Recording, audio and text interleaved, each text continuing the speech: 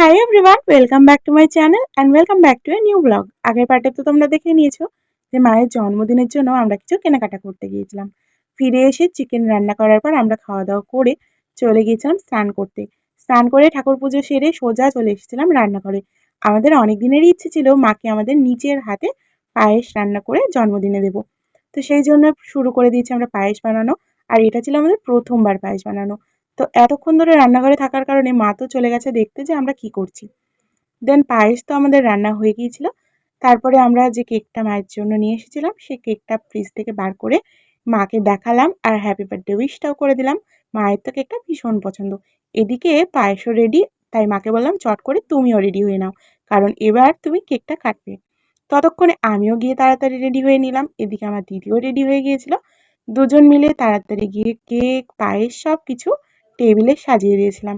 কয়েকটা ফটো টটো তোলার পরই মা কেক কেটে নিয়েছিল আর আমরা সবাই মিলে মাকে কেক আর পায়েস খাইয়ে দিয়েছিলাম।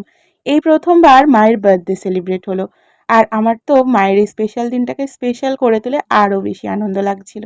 এই প্রথমবার অনেক ভালোবেসে মার জন্য আমরা দুজন মিলে পায়েস বানিয়েছিলাম আর সেটা মায়ের এত পছন্দ হয়েছে সেটা তো রিয়াকশন দেখেই বুঝতে পারছো। তারপর একটু কেক খেয়ে নিয়েছিলাম, কেকটা ভীষণ টেস্টি ছিল।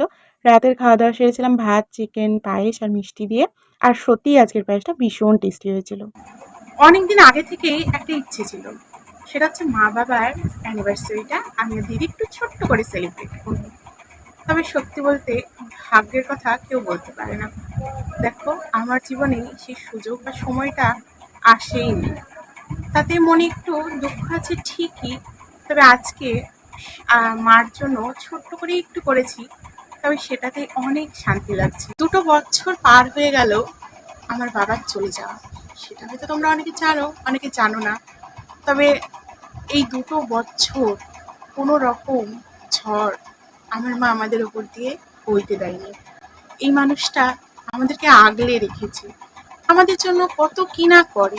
বাবা মার জন্য যেটা করব ভেবেছিলাম করতে পারিনি, সেটা নিয়ে যতটা ক্ষোভ ছিল, আজকে মায়ের জন্য অল্প একটু করতে পেরে না মনে হচ্ছে অনেকটা হালকা লাগছে। যাই হোক, মাকে যতটুকু খুশি করতে পেরেছি এতটুকুই আমার জন্য ভালো। তোমরা আশীর্বাদ করো আমার মা যেন সুস্থ আর অনেক ভালো থাকে। আজকের ব্লগটা এখানেই শেষ করছি। বেশ অনেক কিছু মনের কথা বলে ফেললাম। তোমাদের আজকের এই ব্লগের কিছু পার্ট যদি ভালো লেগে থাকে তাহলে কিন্তু অবশ্যই আমার চ্যানেলটাকে সাবস্ক্রাইব করে দিও। আবার আসবো নতুন কোনো ভিডিও নিয়ে। ততক্ষণের জন্য